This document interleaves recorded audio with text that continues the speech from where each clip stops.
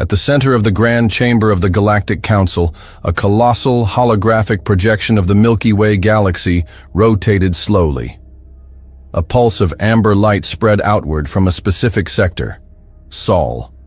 As the rotation slowed, the image zoomed in, revealing the familiar blue-green sphere of Earth, its natural satellite, and the scattered stations and colonies extending through the inner system. A secondary projection overlaid the display, a single blinking notification in stark crimson letters, territory reclassified. The speaker of the session, a willowy Zalvari elder with translucent skin and elongated digits, lifted a hand in an almost ceremonial gesture. Esteemed delegates, the matter of Sol has been formally concluded. The humans, an industrious yet disorderly species, have remained unaligned with our council despite ample opportunity. Their expansion lacks foresight, their governance is erratic, and their refusal to partake in structured galactic diplomacy has led to inevitable inefficiencies. The session had already dragged through 4 planetary cycles, much to the irritation of certain factions. Before Sol had even been mentioned, the delegates had debated at length on the proposed recalibration of hyperlane taxation, the border disputes of the Velthun, and the endless bureaucratic negotiations over mining rights in the Yilkan Nebula. A delegate from the Vorus Syndicate, a serpentine being coiled atop a floating dais, hissed with mild impatience. "Let us finalize this quickly. My sector has pending trade adjustments that require immediate attention." The Zalvari speaker barely inclined her head in acknowledgement. Yes. As I said, this will not take long. The humans are a loose end, one that the Zirn are more than willing to tie off. A floating display shifted, revealing an intricate series of projections detailing humanity's erratic history. Political instability, internal conflicts, cycles of war and reconstruction. "The evidence is undeniable," a delegate from the Ilkar conglomerate declared in a smooth, artificial tone. Their insectoid mandibles barely moved as their voice filtered through an artificial vocalizer. Humanity lacks the necessary stability for self-governance. Left unchecked, they will collapse under their own inefficiencies. A murmur rippled through the assembly, some in agreement, others in idle curiosity. The speaker continued, voice lilting with the practiced patience of one accustomed to shaping the fates of lesser beings. The decision, of course, was self-evident. The humans require stewardship, not independence. Thus, by unanimous accord, the administrative control of the Sol system has been entrusted to the imperial authority of the Zirn. From one of the upper podiums, the Zirn High Executor, HFY, allowed himself a slow exhale, his secondary mandibles clicking with quiet amusement. Left to their own devices, they will tear themselves apart before they ever become relevant. We are doing them a favor. HFY allowed himself a subtle nod. His dark, ridged exoskeleton gleamed under the chamber lights, and his secondary mandibles twitched in what could almost be interpreted as amusement. "They should be grateful," he intoned, his voice a deep reverberation of layered vocal cords. "The Zirn Empire has guided many such species to stability. Now, most of them thrive in an environment of order and prosperity, working diligently in the mines and factories for the growth of the galactic community and this very council. I'm sure they are proud now." HFY continued his speech. "Without our guidance, humans would spiral into their usual self-inflicted chaos. Under our governance, they will have order, security, a place in a grander system than their narrow vision allows." Across the chamber, a delegate from the Cyric Dominion, a thin, avian-like being with fractal eyes, ruffled its feathered crest in mild skepticism. "The humans have never sought a place in our council. Unlike the Sashari or the Velthun, they have not attempted integration. Are we certain they will comply?" A deep chuffing sound issued from the Zirn executor's mandibles, his species equivalent of a chuckle. "It is of no consequence. Their compliance is not required, merely their submission. There are precedents.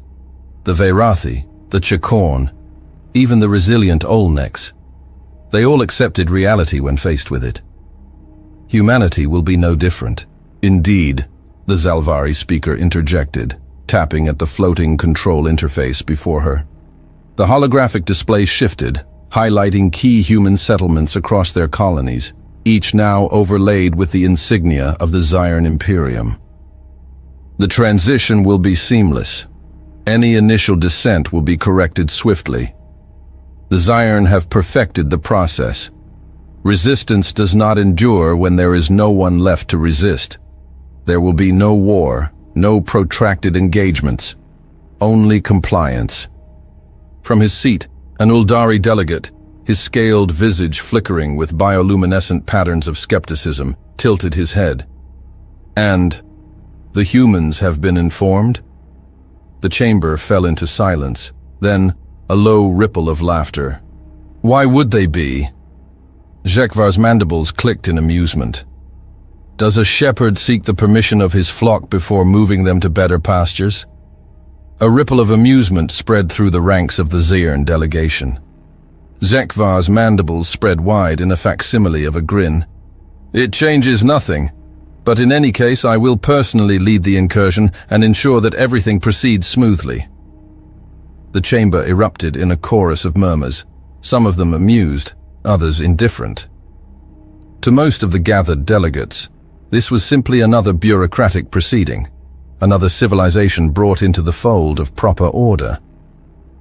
The notion that humanity might require consultation on the matter was absurd. The humans have always been an anomaly, mused the delegate from the Vorus Syndicate, her sinuous form undulating like a cresting wave. But in the end, they will fall in line, as all others have. Their defiance, if it even manifests, will be brief. The Zalvari speaker tapped her interface once more. Then it is settled, she declared. Effective immediately, the Sol system is a protectorate of the Zirn Imperium. A shimmering confirmation symbol pulsed over the holographic display, a simple formality, given that the decision had already been reached before the meeting had even begun. No announcements would be made to the humans, no envoy would be sent. The council saw no reason for such gestures. The session closed with little fanfare. Hours later, in the void beyond the council's domed halls, the sky over Sol darkened. Not with celestial drift or cosmic shadow, but with the arrival of a storm. The first wave of Zirn warships broke from hyperspace in perfect formation, their titanic hulls eclipsing entire star fields. The second wave followed moments later, then the third, and the fourth. It was not an invasion, it was the closing of a cage. The fleet moved like the slow grinding of celestial gears, steady and inexorable. Battle cruisers, bristling with weapon emplacements, took the vanguard, their hulls adorned with the crimson sigil of the Imperium. The escort vessels fanned out into strategic positions, their sleek frames absorbing the distant starlight as they formed an inescapable net around Sol. Aboard the flagship Vengeance of Drollkar, Fleet Marshal Javan stood at the viewing deck, arms clasped behind his back as the swirling void of hyperspace rippled beyond the reinforced viewport. And beside him, Zekvar, High Executor of the Zion Empire, observed in silence, overseeing the incursion with measured anticipation. "Hold formation," Javan ordered, voice a measured rumble. "Let the humans see us. Let them understand." Engines rumbled as formation solidified, an inevitability set in motion. They moved slowly, methodically, as Sol's gravity began to take hold, pulling them into the system they now claimed as their own. After all, humanity was not expected to resist. The first alert came from Deep Space Observatory 17, a black site station hidden within the asteroid belt. A low-priority anomaly flag, nothing unusual, given the constant interference from Jupiter's magnetosphere. Then came the second alert, this time from the long-range tracking array on Titan. Minutes later, every deep space monitoring installation across the United Earth Defense Network began transmitting the same data. Something massive had entered the Oort cloud. At Lunar Command Center, Admiral Brad Waltz, stood at the center of a war room, bathed in the cold glow of holographic projections. The display before him pulsed with streams of incoming telemetry, painting a picture of an impossibility made real. A fleet. Not a single ship, not a scouting detachment, but an entire invasion force, moving as if it already owned the system. Waltz exhaled, his jaw tightening as he focused on the trajectory arcs forming on the map. 1,072 vessels detected so far, and more emerging from fold space by the minute. The ships moved with slow, methodical pace, spreading out like fingers enclosing a helpless prey. "Admiral," came a voice from the operations pit. "Lieutenant Samantha Lee, head of orbital surveillance. Confirming multiple capital-class vessels, largest fleet signature we've recorded in history. They aren't masking their approach." Waltz didn't turn. His gaze remained locked on the Sol System's strategic overview, watching as the enemy formations grew. "They're announcing themselves," he murmured. "They want us to see them."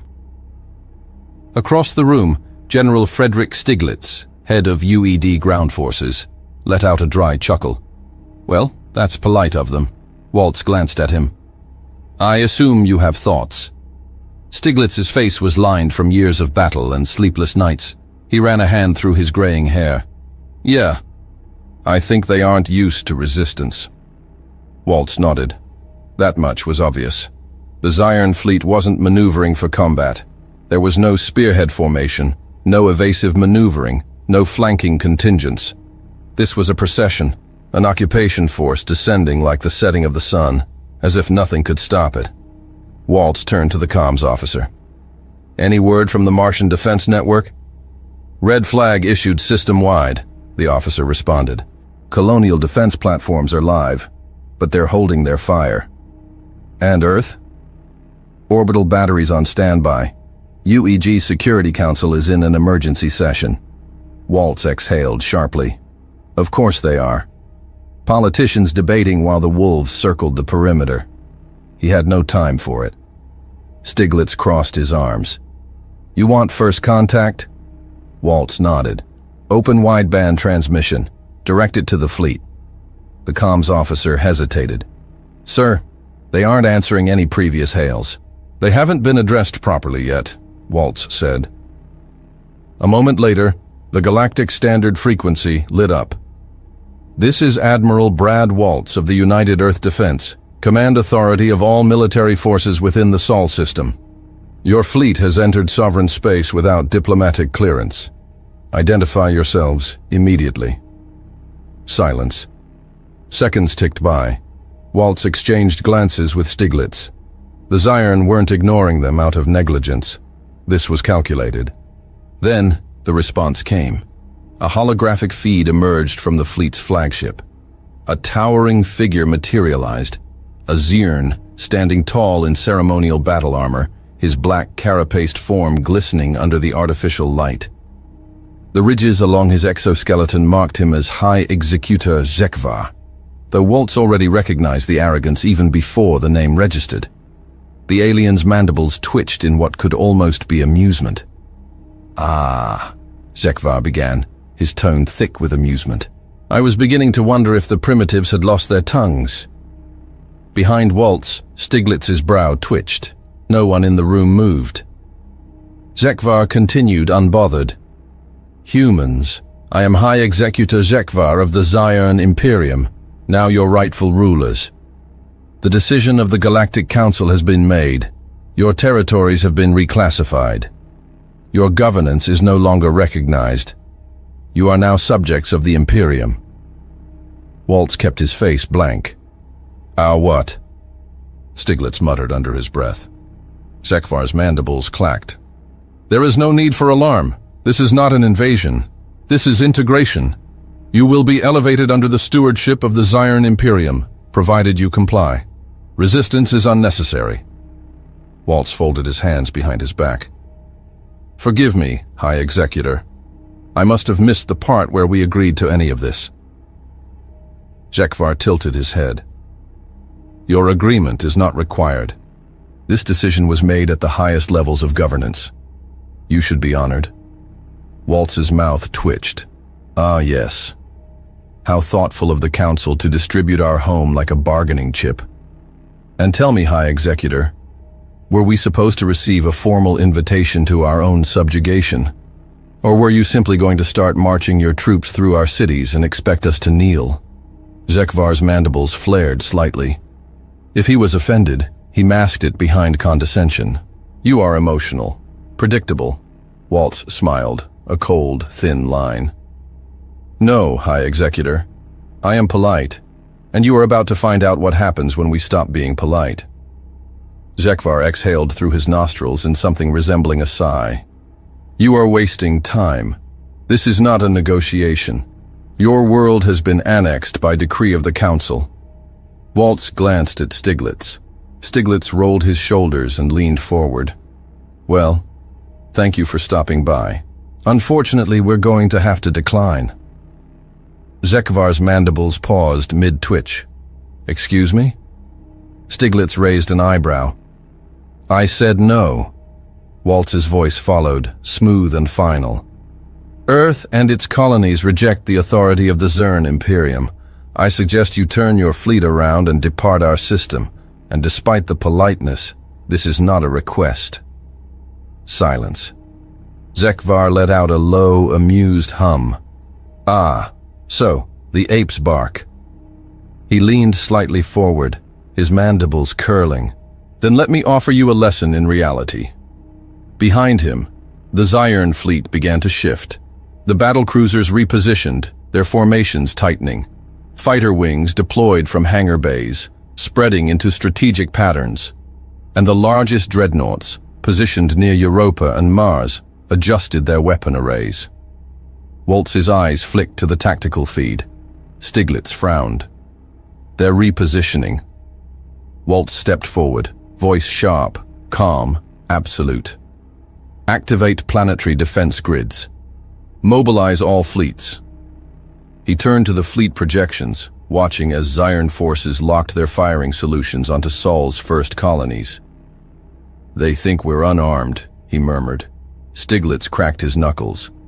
They're in for a hell of a surprise. Aboard the Vengeance of Drolkar, High Executor Zekvar observed the human defiance with something bordering on amusement. The transmission had been cut off, leaving only silence on the bridge, but it did not take a scholar of warfare to interpret the meaning. They had declined. Zekvar mandibles twitched in mild interest as he turned to Fleet Marshal Javan, who stood rigid beside him. The veteran warrior's thick-plated exoskeleton bore the scars of a dozen campaigns against enemies that had mattered. His multifaceted eyes remained fixed on the holographic map of the Sol system, analyzing fleet formations and strategic points of interest. They are deluded, Zekvar said, his voice smooth, as though he were discussing an unruly pet. It is natural for a lesser species to cling to its illusions of independence, but this does not change the outcome. Javan inclined his head slightly. It does not, but their arrogance is unexpected. Zekvar made a dismissive sound. Arrogance? No. This is the reflex of a cornered animal, baring its fangs, snapping at a force it does not understand. They have convinced themselves that resistance will earn them something other than destruction. Javan's mandibles shifted in thought. They did not panic. Zekvar turned, his gaze settling on the fleet marshal. No, but it makes no difference. He gestured toward the tactical display, where Europa and Mars pulsed softly, overlaid with targeting trajectories. The humans have forgotten their place, he continued, voice cool, measured. We will remind them. Javan did not ask for casualty estimates. The numbers were irrelevant. There was only one response to a civilization that refused to accept its new reality. He turned to the command pit, where the tactical officers of the Imperial Core Fleet stood waiting for his order. Lock firing solutions, Javan commanded. Targets, Europa and Mars. A ripple of acknowledgement spread through the bridge as weapons officers executed the command. Targeting matrices shifted, calibrations refined. The warships stationed near the colonies adjusted course, their vast weapons arrays glowing as energy levels climbed. The order was not debated. There was no hesitation, a calculated lesson, a correction. Aboard the Dominion Wrath, the forward fleet's lead dreadnought, Field Commander Vekthar watched impassively as the firing sequences finalized. The humans had been offered their place. They had refused. What followed was not punishment. Punishment implied emotion, anger, retribution. This was order being restored. Across the Zion fleet, ionized plasma arrays charged, their targeting solutions locked onto the human colonies.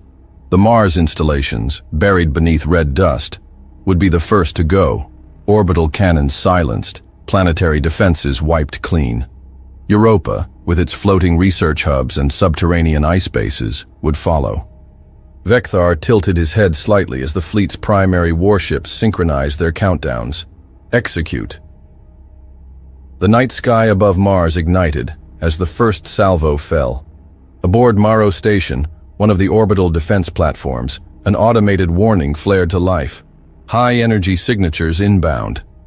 The artificial intelligence running the platform calculated the attack vectors within milliseconds, but there was no countermeasure capable of stopping what was coming. From the surface, colonists and stationed personnel watched in stunned silence as the upper atmosphere burned. The initial blasts erupted along the equatorial defense grid, obliterating sensor towers, collapsing hardened bunkers, melting reinforced alloys as though they were nothing more than wax beneath a flame. Across the planet, communications went dark. The Martian sky, so often veiled in its familiar rust-colored storms, was now a canvas of fire and ruin. Above Europa, the devastation came differently. The plasma lances did not merely strike, they pierced, slicing through the ice-crusted moon with surgical precision. Entire undersea facilities ruptured, swallowed by the oceanic abyss, the sudden thermal influx causing violent turbulence beneath the frozen expanse. From orbit, it was a spectacle of cold, merciless destruction. The human presence in both colonies had been erased. Aboard the Vengeance of Drolkar, Sekvar watched the final impact reports with mild satisfaction. The tactical display reflected the new reality. Europa and Mars, once human strongholds, were now nothing more than blackened ruins. Javan let the silence settle before he turned to face the High Executor. There will be no further defiance. Sekvar nodded slowly. They will not be so foolish again. He stepped closer to the central display, observing the human fleet still lingering in Sol's inner system. Their orbital platforms had not engaged. Their fleets had not moved. They had witnessed. And now, they would understand. "Transmit a final declaration to the humans," Sekvar said, his tone one of quiet finality. "Inform them that their world now belongs to the Imperium." Javan gave the order. A signal pulsed outward from the Zion flagship, a single transmission broadcast across all known frequencies. "This is the will of the Imperium. Your defiance has been noted and corrected. We have been generous, yet you continue to entertain delusions of sovereignty. Europa and Mars are gone. You are now subjects of the Imperium. Accept this, and your world shall be spared further suffering." The message ended. Sekvar allowed himself a moment of quiet contemplation. The humans had witnessed. Now they would submit. His gaze drifted toward the Sol system map, where subtle anomalies flickered, sensor distortions in the asteroid belt, unusual energy fluctuations along the Jovian moons. Javan took note as well. There is activity in their inner system. Sekvar let out a slow breath. A desperate scrambling. They will look for ways to negotiate, perhaps flee. Javan nodded, unconcerned. "It is meaningless." Sekvar agreed. Let them crawl. Let them beg for scraps of defiance before reality crushes them. And no one, certainly not the humans, had ever survived defying the Imperium. On Luna Command Center, about 30 minutes after the attack, the war room was silent. Not the silence of shock, not the silence of grief, but the measured quiet of calculation. Admiral Brad Waltz stood at the center of the operations hub, his hands clasped behind his back, eyes fixed on the holographic battlefield suspended above the room. Around him, officers moved efficiently, each executing a role that had been prepared years in advance. The Zyern believed they had shattered humanity's defenses. They were about to realize their mistake. At Waltz's side, General Frederick Stiglitz observed the burning remnants of Europa and Mars on the tactical display. His expression was unreadable, his fingers tapping idly against the holotable's surface. "They think they wiped us out," he murmured. Waltz's lips curled into a faint, knowing smirk. "They think we let them." Across the room, Lieutenant Samantha Lee monitored data streams flooding in from surviving outposts. The underground networks remained intact. The deep-sea stations beneath Europa's ice crust remained unseen. The Martian bunkers, hidden beneath kilometers of reinforced rock, were untouched. Not a single casualty. The Zyern had bombed empty cities. They had melted deserted installations. They had wasted their opening salvo on ghosts. Now it was humanity's turn to strike. Waltz turned toward the operations pit. Begin deployment. Across the void, deep beneath the frozen crust of Europa, preparations had already reached their final stage. Deep beneath the frozen crust, on Europa's subterranean command bunker, Admiral Aldo Hycox leaned forward in his chair, his cybernetic fingers drumming against the armrest as final targeting solutions flashed across his display. "All weapons online," reported Commander Julian Mercer, his voice steady despite the tension in the air.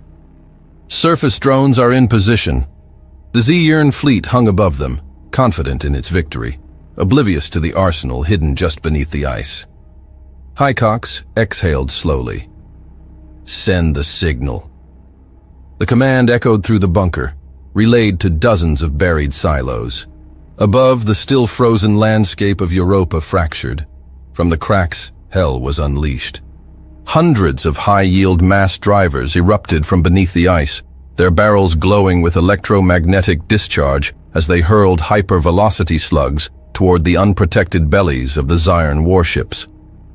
In orbit, the first impacts landed. The Vengeance of Drolkar, the very flagship of the Zyern incursion, took a direct hit to its ventral armor. The plating crumpled inward as molten metal burst from its core, its shield matrix unable to compensate for the sheer kinetic force. Aboard the Zyern fleet, alarms screamed as ship after ship erupted into fire. The humans were alive, and they were fighting back. Far below the surface of Mars, the tremors of war were already reaching the underground fortress Arcturus. Deep within the fortress, Admiral Jack Callahan stood before a command console, watching the Zyern fleet scramble to adjust. "They're slow," he muttered. "They don't even realize where the real fight is." "Yet," replied Major Jason Garcia, arms crossed. "But they will." The Zyern forces had positioned themselves over what they believed to be a smoldering wasteland. They hovered over craters, over ruined cities, unaware that just below them, weapons had long been primed, waiting for this moment for years. Callahan turned to his comms officer. "Bring the grid online." Beneath the surface of Mars, a network of orbital railguns synchronized their targeting systems. The planet itself had been fortified for a war that had never come. Until now. Mars fired first. The orbital guns discharged, releasing kilometer-long streaks of energy that speared through the warships above them. The Zyern screamed. Ships split apart, hull plating peeled like paper. The fleet buckled under the relentless barrage. Then, the real attack began. The Martian sky split open as human warships emerged from camouflaged positions within the asteroid belt. They had been waiting. Now, they were here to finish the job. Back to Luna Command Center, Waltz stood unmoving, his eyes locked onto the devastation playing out across the holographic display. The Zyern fleet was collapsing. "Damage assessment?" Stiglitz asked. Lee's fingers flew over her console. 42% casualties among Zern capital ships. Frigates are retreating to defensive formations. They're losing cohesion. Waltz nodded. "Good." Stiglitz cracked his knuckles. "Let's end this." Waltz turned to his comms officer. "Open a channel," he ordered. Seconds later, a transmission pierced the void, directly into the remaining Zirn fleet. "This is Admiral Brad Waltz of the United Earth Defense." His voice was calm, absolute. "I hope you had your fun, High Executor, but playtime is over." Aboard the crippled vengeance of Drolkar, Zekvar reeled. His mandibles twitched, his secondary eyes flickering between data feeds that should not have been possible. They were ghosts. They were dead. And yet, his fleet was burning. "You destroyed nothing," Waltz continued. "Our people are alive.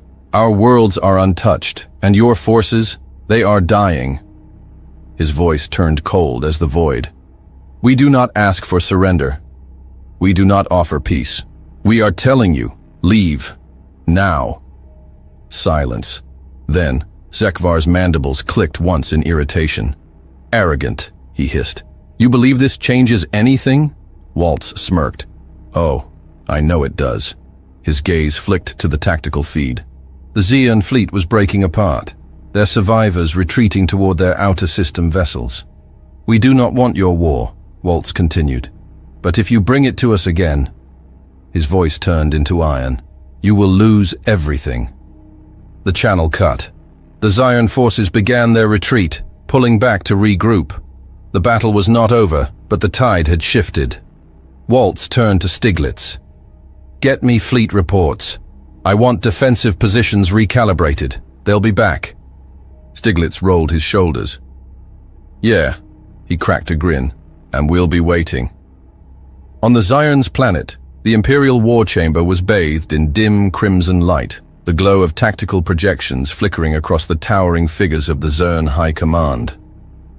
The chamber, a vast circular construct of obsidian alloy, was silent except for the faint hum of data feeds streaming in from the Sol invasion fleet. At the head of the room, Overlord Zirvas, supreme authority of the Zirn Imperium, stood motionless, his mandibles twitching as he read the impossible reports scrolling across the holo displays. The humans had survived. They had counterattacked. They had butchered the First Fleet. Zirvas's 4 eyes narrowed, his secondary mandibles clicking against his carapace in slow, controlled agitation.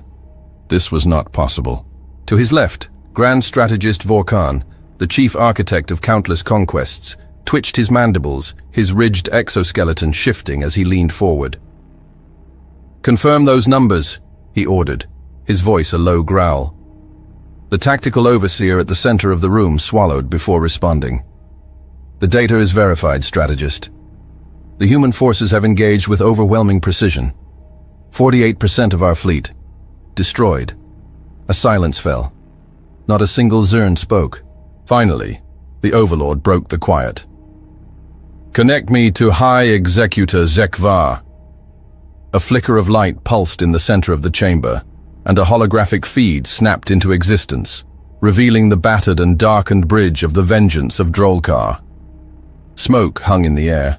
Emergency sirens pulsed in low, guttural warnings, and Zekvar himself stood rigid, a deep gash along his mandibles leaking dark ichor. His second eyes twitched as he recognized the transmission origin. Overlord. Zirvas leaned forward, his towering frame casting a shadow over the projection.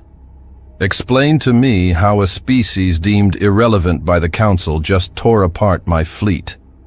Zekvar's mandibles flexed in irritation, but there was no arrogance in his posture now. "The humans resisted," he said, voice tight, with unexpected force. A faint, chittering murmur rippled through the chamber, but no one dared interrupt. "Unexpected," Zirvas repeated, his tone slow, dangerous. Zekvar straightened, regaining a sliver of his usual demeanor. "We had no intelligence suggesting that the humans possessed this level of military infrastructure. The Council's assessment was—" "The Council's assessment?" Vorkan interrupted, his voice sharp. "Are you telling us that you allowed a lesser species to dismantle nearly half of your invasion force because you relied on the Council's assessment?" Zekvar's mandibles twitched again, his primary claws flexing involuntarily. "I did not anticipate—" "No!" You did not, Zirvus cut in, his voice dark and final. His mandibles curled inward, the Zirn equivalent of barely contained fury. Zekvar lowered his head slightly, awaiting judgment. But Zirvus did not continue berating him. His focus had already shifted elsewhere. He turned toward the war strategists stationed along the perimeter of the chamber. "This cannot go unanswered," the Overlord declared, his voice reverberating through the chamber. "The Imperium's authority has been challenged, its dominance questioned. The Zirn do not suffer defiance." Vorkan's mandibles spread in approval. "Then we eradicate them." Zirvus nodded once. "Deploy the 2nd and 3rd Imperial fleets." The command rippled outward, officers snapping to immediate action. Within seconds, the Imperial Armada was being mobilized, a force dwarfing the original invasion fleet, designed not for pacification, but for extermination. Zirvus turned back to Zekvar. "You will hold your position. Reinforcements will arrive within minutes." Zekvar's mandibles clacked together in satisfaction. "It will be done, Overlord." The transmission cut. Zirvus turned his gaze to Vorkan. "Ensure that there will be nothing left of the humans when this is finished." Vorkan's mandibles curled upward in something akin to a smile. "With pleasure." At the Galactic Council chamber, the Council's inner sanctum was quiet, save for the soft hum of floating data displays, updating in real time. The grand circular chamber, usually filled with the chatter of political maneuvering, was now reduced to watchful silence. The delegates were watching as the Zirn fleet burned, watching as a species they had dismissed stood unbroken. From his elevated position, Chairman Visath of the Zalvari Commonwealth observed the scene with measured curiosity. His pale, translucent skin pulsed faintly with subtle shifts in bioluminescence, an outward display of his calculations. "They are more resilient than expected," a delegate from the Uldari Protectorate murmured, his scaled visage flickering in soft colors of contemplation. The Cyric Dominion's envoy, a tall avian-like being, let out a sharp, clicking sound from his beak. "Resilient, yes, but the Zirn will not permit this to stand. The Imperium has sent reinforcements. The humans will be eradicated." A murmur of agreement passed through the chamber. "They overstepped," a voice speculated from the Voris Syndicate's dais, its serpentine representative coiling in satisfaction. "Now, they will be corrected."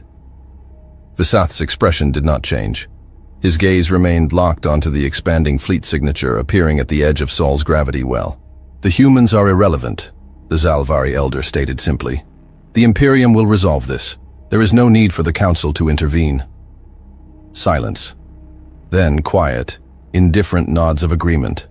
An unspoken verdict. But humanity had other plans. On the edge of the Sol system, the void of space convulsed. One by one, massive hyperspace distortions tore open the dark expanse beyond Neptune's orbit, bleeding warships into existence. Then, they arrived. The 2nd Imperial Fleet, accompanied by the 3rd Battle Armada, emerged from the turbulent folds of slipspace. Hundreds of warships, larger, heavier, deadlier than before. The leading dreadnoughts took point, their hulking frames eclipsing entire sectors of the sky, their weapons already armed. At the head of the fleet, aboard the newly arrived Dominion Wrath, Grand Strategist Vorkan stood before a massive viewport, his clawed hands clasped behind his back. Below him, the Sol system sprawled like a hunting ground, its planets aligned, its defenses waiting. He exhaled in satisfaction. The first invasion was a lesson in arrogance. This would be a lesson in obliteration. He turned to his officers. "Deploy the fleet. Total planetary assault. No quarter." Engines roared. Weapons primed. The Zirn were here, and this time, they would not stop until the Sol system was ash. At Luna Command Center, the tactical display flickered with hostile signatures, the Sol system ablaze with enemy formations. Hundreds of Zirn warships, reinforced and reorganized, surged forward like a tidal wave of destruction, their weapons primed, their intent unmistakable. Admiral Brad Waltz tracked the enemy's approach, his gaze fixed on the tactical display, analyzing their every movement. The Zerg had returned, bringing with them a force that should have been overwhelming. But this time, the humans were not waiting. Across the command pit, General Frederick Stiglitz leaned forward, scanning the battlefield. "They came in angry," he muttered. "They want us gone." Waltz's eyes flicked toward the data streams. Fleet formations, supply lines, and hidden maneuvers aligned in perfect synchronization. "They're about to learn a very important lesson," he murmured. Lee called out from her surveillance console. "Zerg forces have entered weapons range. Targeting systems locked." Waltz took a measured breath. "Then let's not keep them waiting." He turned to the comms officer. "All stations, engage." And the void erupted in fire. On Mars' defense grid, upper orbit, the Zerg dreadnoughts advanced in tight formation, their hull plating bristling with weapon batteries, energy cannons, and plasma disruptors. They had learned from the first assault, closing their ranks and refining their approach. It wasn't enough. From the surface of Mars, hidden launch silos roared to life. Orbital strike cannons, previously thought disabled, discharged kinetic payloads at relativistic speeds. The first volley shattered an entire flank of enemy frigates before they could adjust.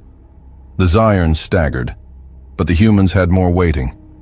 From the asteroid belt, a second fleet of warships emerged from the shadows, their hulls painted black to blend with the void.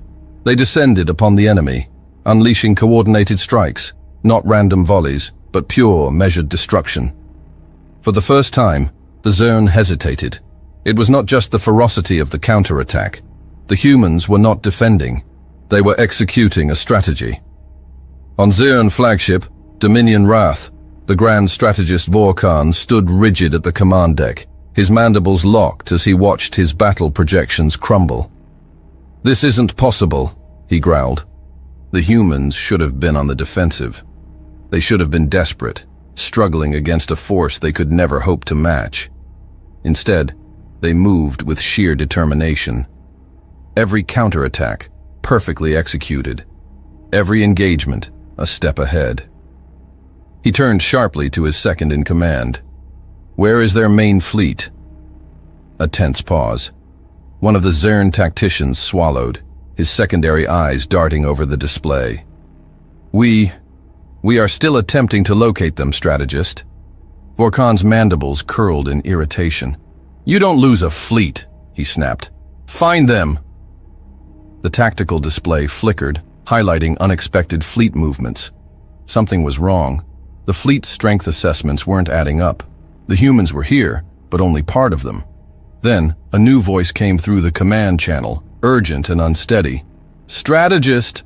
The signal crackled, momentarily disrupted. A few seconds later, the words came through clearly. "Sir, there's something happening back home." Far beyond Imperium space, in the void of the Zerg home system, shadows moved unseen. Aboard a hidden warship, a human officer gave a curt nod to his crew. "Phase 1 is complete. Move to Phase 2. A fleet shifted into new positions, cutting off key trade lanes. Another detachment activated, locking onto primary supply depots. The Zerg, for all their military dominance, had never prepared for this. For the first time in their history, the war had come to them. Across the Imperium, confusion unraveled into panic. The incoming transmissions multiplied. A command officer, his voice strained, turned toward Vorkhan. "Sir, we are detecting power fluctuations at multiple key locations in the Imperium." Vorkhan's eyes narrowed. "Explain." The officer's hands trembled slightly as he accessed new data streams. "Unknown fleet movements, disruptions to hyperspace lanes, partial loss of communications from 2 military installations in the core systems." Vorkhan's mandibles clenched. "Are we under attack?" A pause. The officer's throat clicked dryly as he scrolled through increasingly fragmented reports. "Strategist, we are losing contact with multiple command hubs. Supply stations are going dark.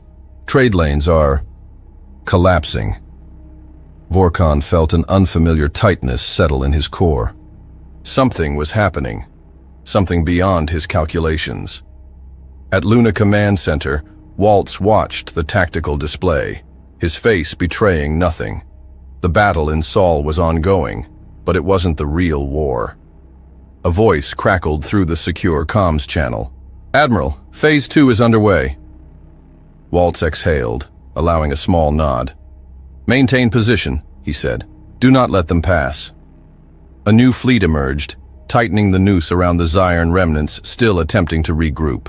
The enemy was realizing the truth, that they had already lost. On the Galactic Council chamber, the holographic display flickered violently, static distorting the incoming transmission. A moment later, the image stabilized.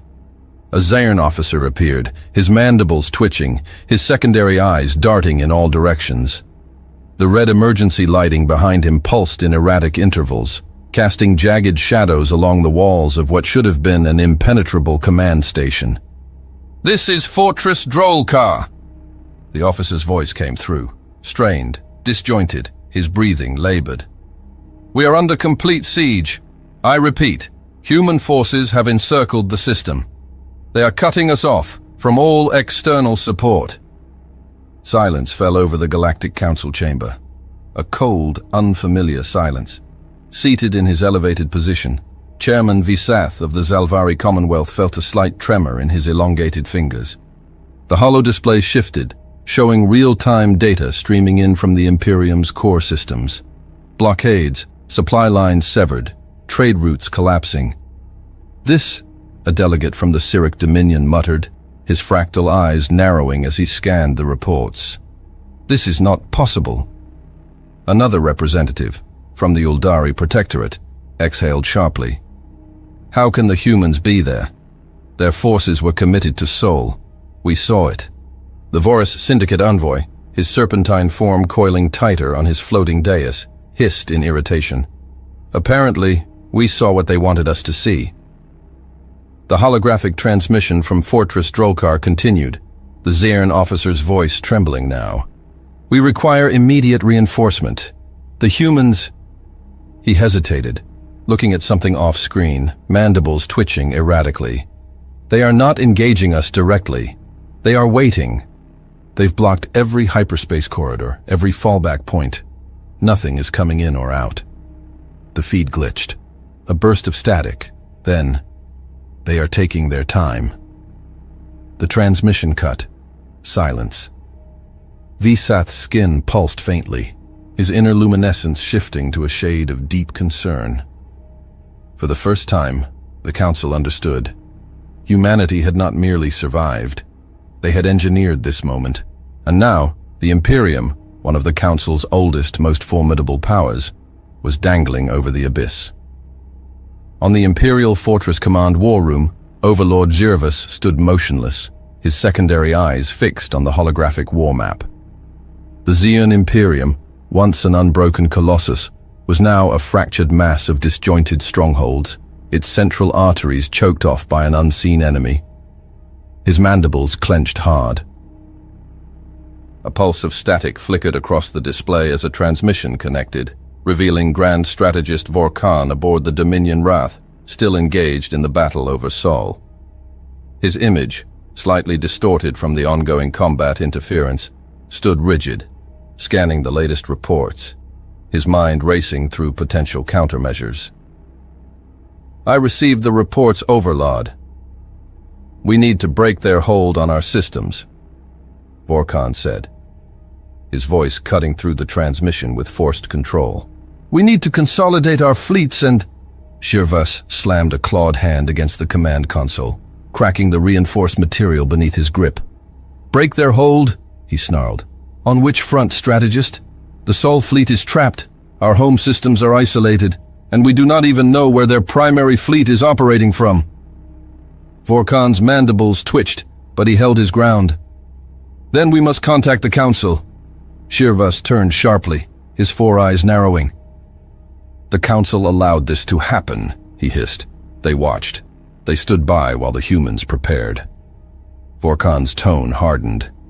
And yet, they are our only remaining leverage. A tense pause, then a deep breath from the Overlord. Open a channel with the Council. The massive hologram of Zirvas materialized in the center of the chamber, his mandibles tight with barely contained fury. "This war must end," he declared, his voice controlled but razor-sharp. "The Imperium is at risk of collapse, and the Council bears responsibility for what has transpired." Murmurs rippled through the chamber. Some delegates nodded, others shifted uncomfortably. "The humans," Zirvas continued, "have executed a systematic assault against us. They have not won a battle. They have orchestrated the dismantling of an empire. We demand that the Council intervene and force their compliance." A long pause. Then Visath finally spoke. "You are mistaken, Overlord." Zirvas's mandibles flared. "What?" Visath's bioluminescent skin pulsed in a measured, deliberate pattern. "The Council has not lost control of this situation. We merely underestimated the humans." A murmur spread across the chamber. Visath continued, careful, measured, maintaining the illusion of authority. "The Imperium is still one of our most valued powers," he said, "but the situation must be handled delicately." Zirvas seethed. "We are past delicate." Visath leaned forward slightly. "Are we?" The Council was not yet willing to admit defeat. Not yet. "We propose a diplomatic intervention," Visath said smoothly. "A resolution that preserves order while ensuring the Imperium's continued strength." Zirvas's eyes narrowed. "You are suggesting we negotiate?" A pause. Then the Zalvari chairman smiled, a slow, deliberate gesture. "With them, yes." The chamber fell into silence. No one dared to call the humans to the negotiation table. Not yet. But for the first time, it was a real possibility. Back to Luna Command Center, on a secure channel, the transmission request came through. It was not from the Imperium. It was from the Galactic Council itself. The room fell into a tense quiet as the data streams translated and decoded the message. Waltz stood at the center, arms crossed, watching as the Council's formal diplomatic request materialized on screen. Stiglitz let out a low chuckle. Took them long enough. Waltz remained silent, his expression unreadable. The Council had finally acknowledged humanity. But no one in the room reached for the controls. They simply watched. The message blipped on the screen, awaiting a response. No one moved. No one spoke. The transmission request flickered on screen, waiting. Waiting. The humans did not answer. Admiral Brad Waltz stood motionless, arms crossed, eyes fixed on the blinking message. Behind him, the command staff of the United Earth Defense observed the moment with an almost clinical detachment. The Council, the very same body that had once dismissed humanity, was now waiting on an answer they were too afraid to demand. General Frederick Stiglitz leaned in, arms folded, voice low. "You think they're sweating yet?" Waltz exhaled slowly through his nose. "They don't sweat, but they're definitely feeling it." Across the room, Lieutenant Samantha Lee monitored the incoming transmissions. The Imperium's channels had gone erratic, fractured orders, demands for reinforcements that would never come, fleet commanders desperately attempting to establish supply routes that no longer existed. The humans had not only defeated the Zerg, they had rendered them helpless, and now they would decide how this ended. Waltz finally turned to the comms officer. "Open the channel." The holographic display shifted, and in an instant, the Galactic Council chamber and the Imperial Command Fortress filled the screen. The familiar figures of the Council delegates sat in tense silence, while Overlord Zirvas stood rigid at the head of the Zyrn war table. For the first time in the history of the Galactic Council, the humans spoke last. Waltz's voice was calm, unshaken. "It's over." Zirvas's mandibles twitched, his four eyes narrowing. "You believe you have won?" Waltz tilted his head slightly. We don't believe anything, Overlord. We know. The holographic war map updated, shifting focus from Sol system to the Zern core worlds. The Council watched as blockade routes appeared, every Zern supply chain marked with red indicators, intercepted, disabled, or obliterated. The Imperium was severed from itself. Waltz took a step forward, his voice even, unwavering. Your home system is completely surrounded. Your fleets in Sol are trapped. Your reinforcements, they are already too late, and every ship you've sent here, they are not coming back. Shirvas's mandibles tightened, but he said nothing. Waltz let the weight of his words settle before continuing. The United Earth Defense has no interest in extermination. We have no interest in conquest. But we do not forgive. He let his eyes sweep across the Council delegates, ensuring his message landed with everyone in the room. You came into our system expecting submission. You received annihilation. The Council delegates shifted uncomfortably. The tone of the meeting had changed. This was not the plea of a weaker power, nor a negotiation between equals. This was the winner dictating terms. Waltz continued, his voice turning cold as the void. You will withdraw immediately. Every fleet, every soldier, every asset. He let a short pause linger before delivering the final blow. And you will never return. Shirvas stiffened, his claws flexing at his sides. His voice was low, a whisper of humiliated rage. And if we do? Waltz's response was immediate. Then we finish what we started. Silence gripped the chamber. The meaning was clear and undeniable. The Imperium was not being spared. It was being permitted to survive. Waltz took a slow breath, exhaling through his nose before delivering the final message. You never contacted us, he said, but we're sending you this message as a courtesy. His voice lowered to ironclad finality. Go home. Take care of your people, or we will do it for you. And then, the screen cut to black. The humans had spoken. The Council did not respond. Zern flagship, Vengeance of Drolkar. At the Zern flagship, Vengeance of Drolkar, High Executor. HFY watched as the transmission ended, his mandibles clicking in a slow, measured rhythm. Silence filled the war-torn bridge of the Vengeance of Drolkar. His fleet was crippled, his forces scattered. They had lost. Commander Vekthar, his second-in-command, stood beside him, his voice low. Orders, High Executor. HFY did not answer immediately. His gaze remained locked on the dim tactical displays, where the red warning signals of the Imperium's blockades blinked like silent death markers. He had led the greatest fleet the Imperium had ever assembled, and now it was broken. His claws curled against the edge of the console. His voice, when it came, was barely above a whisper. We retreat. Vekthar exhaled sharply, his shoulders dropping slightly. Understood, sir. One by one, the remaining warships blinked out of the system of the Luna Base Command Center, their fold space drives engaged, their shattered forces limping home. Stiglitz leaned back against the console, watching as the final enemy ship disappeared from the tactical display. Well, he exhaled. That was satisfying. Across the room, officers broke into quiet celebration. Not of joy, but of relief. No cheers, no shouts. Just exhaustion settling in after a battle that had stretched humanity to the edge. Stiglitz turned to Waltz, raising an eyebrow. So, you ever really plan on taking care of their people for them? Waltz smirked, shaking his head slightly. No. Stiglitz snorted. Yeah, didn't think so. Waltz rolled his shoulders, stretching the tension from his neck. But it sounded good, didn't it? Stiglitz chuckled, running a hand through his graying hair. Damn right it did. Across the command center, Lee called out from her station.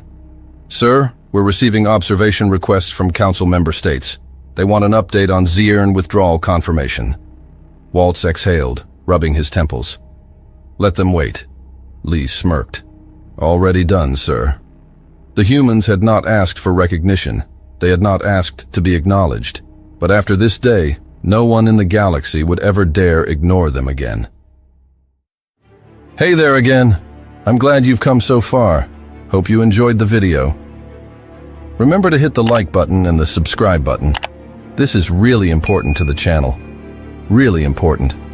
And I have one more thing for you. I've chosen another video for you to watch. Just click the card here, or here if you want the whole playlist. See you there.